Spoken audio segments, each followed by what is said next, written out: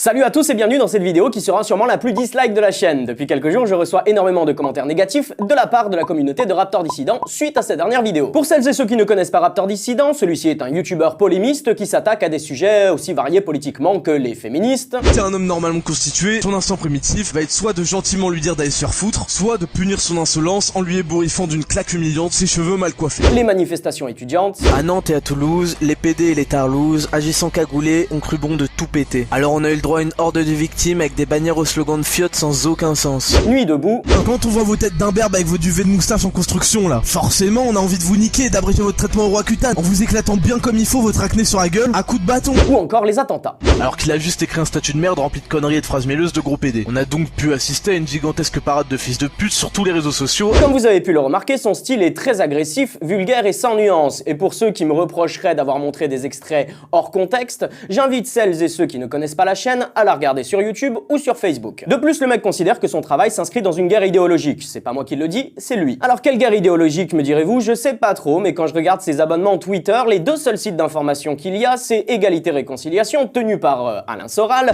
Là, c'est mon analyse un peu plus racialo-communautaire, qui est finalement le petit sémite séfarade, se soumettre finalement comme une femme à quelqu'un qui représente encore, je dirais, la virilité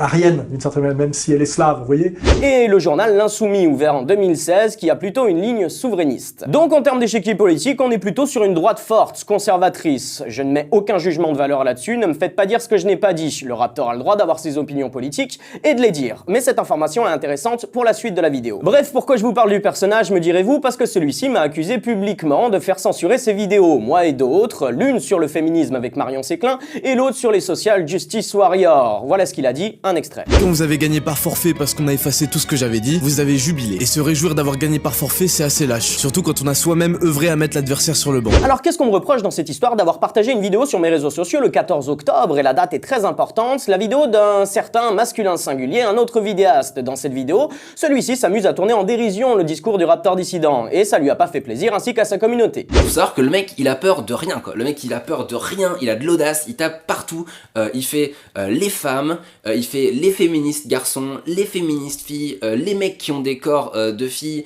les mecs qui se coiffent comme des filles, les beurettes, les mecs qui vont pas à la salle de muscu, les femmes qui ouvrent trop leur gueule, les gens qui manifestent, il fait les gens qui vont à nuit debout. Alors j'entends bien que la satire c'est toujours drôle quand on est du bon côté de la barrière et que ça devient un peu plus piquant quand on est soi-même la cible. Mais c'est le jeu mec, quand on a un discours aussi violent que le tien, il est normal qu'on se fasse parfois tourner un petit peu en ridicule. Si bien qu'on arrive à la situation absurde où quand c'est toi qui tapes sur quelqu'un, c'est drôle et courageux, mais quand on tape sur toi, ça devient, oulala, un crime de lèse-majesté. À aucun moment on a jubilé de la suppression de tes vidéos, et d'ailleurs dans la vidéo de masculin singulier, il n'en est fait allusion nulle part, et vous pouvez vérifier, les faits sont têtus. La censure n'apporte rien de bon, et c'est pas l'affaire entre Dieudonné et Valls qui dira le contraire. Le truc c'est que ton discours est malhonnête, et même si tu parles très vite, les mots ont un sens. Surtout quand on a soi-même œuvré à mettre l'adversaire sur le banc. Donc j'aurais œuvré avec les autres pour te mettre sur le banc. Oui, j'ai partagé la vidéo de masculin singulier le 14 octobre, et encore une fois la date est importante. Quant à ta vidéo, elle avait été supprimée le 12 octobre, soit 2 jours plus tôt. En quoi mon partage aurait pu influencer la suppression de tes vidéos? C'était déjà le cas. Avant cette date, je n'ai jamais parlé de toi ni fait allusion à ton travail, que ça soit sur les réseaux sociaux ou en vidéo. Et si tu veux prétendre le contraire, je t'invite à nous apporter une preuve. Parce que tu vois, il y a une différence entre nous. Je n'utilise pas mon audience comme une arme d'intimidation ou de vendetta. Et ce n'est pas la section commentaires de la dernière vidéo de masculin singulier qui dira le contraire. Si vous avez envie de perdre foi en l'humanité, je vous laisse lire les 7000 commentaires en dessous de la vidéo. Je ne vous montrerai pas d'exemple ici parce que d'une part, les mots sont ignobles et d'une autre, on me taxerait de manipulation. Mais je vais faire un petit aparté. Vous êtes au courant que quand vous laissez un commentaire nauséabond, bien caché derrière votre anonymat, vous vous adressez à des humains, n'est-ce pas? Parce que parfois on dirait pas. Bref, revenons à la suppression de tes vidéos et prenons en compte le principe du rasoir d'Occam qui nous dit que parfois l'hypothèse la plus simple est la plus envisageable. Tu as une chaîne polémiste, tu attaques et tu insultes publiquement. Je sais pas pour toi, mais moi, IRL, c'est pas comme ça que je me fais beaucoup d'amis. Tu peux pas être borderline en permanence et venir pleurer parce que ta vidéo a été signalée des milliers de fois. Oui, parce que la réalité est moins sexy que ton discours sans nuance. Il n'y a pas de complot ou de grand Manitou de la bonne conscience voulant supprimer tes vidéos. Dans la dure réalité, il se trouve que tes vidéos ont dû recevoir suffisamment de reports pour que YouTube compagnie s'intéresse à ton cas. cas, ça peut être des centaines, voire des milliers. Suite à ça, tes vidéos ont été visionnées par un membre de leur équipe, une sorte de police de YouTube, et ils ont jugé que t'étais trop trash pour leur plateforme. Pourquoi ils font ça, me diras-tu? Parce que Google déteste les procès, ça leur fait perdre du temps et de l'argent. Ils veulent être neutres et éviter au maximum d'être au centre des tirs. Alors oui, ils censurent quand le nombre de plaintes est trop important, et c'est pas moi qui fais les règles et tu le sais très bien parce que t'as fait une vidéo sur les politiques de YouTube. Vois-tu, Google et YouTube ne censurent pas au nom de la morale ou du politiquement correct, sinon par exemple les vidéos où les enfants sont exploités par leurs parents n'existeraient pas. Cependant, ces vidéos rapportent de l'argent, et toi aussi d'ailleurs, tu leur rapportes de l'argent. Mais voilà le calcul que fait l'entreprise quand il supprime ta vidéo. Combien ce mec peut nous rapporter et combien il peut nous coûter en cas de procès. Dans le doute, ils ne prennent aucun risque. Mais comme ton discours est basé sur la guerre, la violence et les conflits, il est beaucoup plus malin de désigner un autre ennemi. YouTube, c'est chiant, c'est pas très vendeur, et au fond, on peut rien faire contre une multinationale. En revanche, pointer du doigt d'autres vidéastes qui n'ont pas les mêmes opinions politiques que toi, là c'est sexy. Là, c'est vendeur. Le problème, c'est que je n'ai jamais report la moindre de tes vidéos, ni appelé à le faire, et j'insiste là-dessus parce que ta vidéo le laisse entendre et ton public me le reproche. Et comme tu places ton honnêteté intellectuelle tout en haut de tes qualités, je te laisse nous donner la preuve tangible que, je te cite, j'ai œuvré à mettre l'adversaire sur le banc. Aussi, dans ta dernière vidéo, tu t'es employé à te positionner en victime de la censure. Et ici encore, c'est assez malin. Tu gagnes un capital sympathie énorme auprès du public. Mais tu n'as pas été censuré par YouTube parce que tu abordes des sujets complexes. Nup, tu as été censuré parce que tu insultes publiquement des gens. Et malheureusement pour toi, plus ta chaîne aura une grande visibilité, plus le problème sera récurrent, parce que tu es passé d'une petite célébrité de niche sur jeuxvideo.com à un public beaucoup plus hétéroclite. Il y aura beaucoup plus de regards sur ce que tu dis et sur comment tu le dis.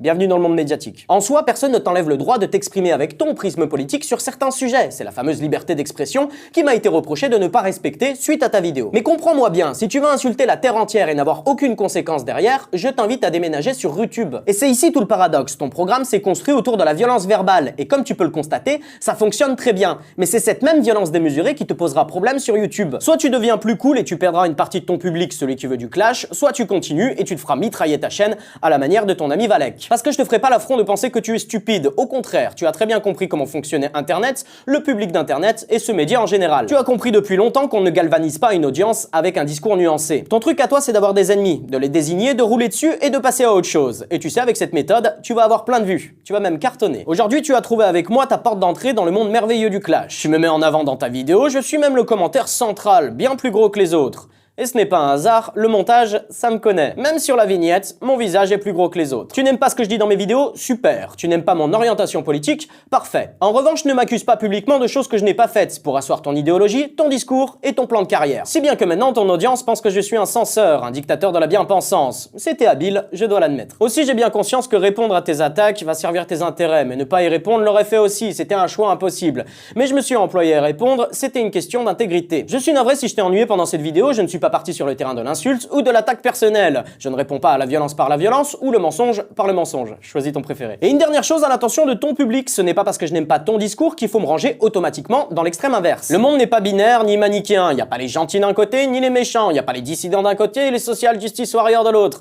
Et oui, je sais, si c'était comme ça, le monde serait beaucoup plus simple. Enfin et surtout à tous ceux qui m'ont accusé suite à la vidéo de Raptor d'être un dangereux censeur, j'espère que mon honnêteté vous a convaincu. Aussi, je n'aurai qu'un conseil à vous donner. Doutez de tout. Doutez de tout le monde, doutez du Raptor, doutez de moi. La vérité absolue n'existe pas et c'est d'ailleurs ce que je me tue à répéter dans mes envers du décor depuis 2 ans. Quant au mien de public, je l'invite à regarder les vidéos du Raptor pour se faire sa propre opinion. Et j'invite aussi surtout à ne participer à aucune cabale anti-Raptor. Ne reportez pas ses vidéos ou sa chaîne, ça lui ferait bien trop plaisir. Sur ça, je te laisse sur ta guerre civile fantasmer. Et comme dirait ton ami, nos rages de mon retweetage.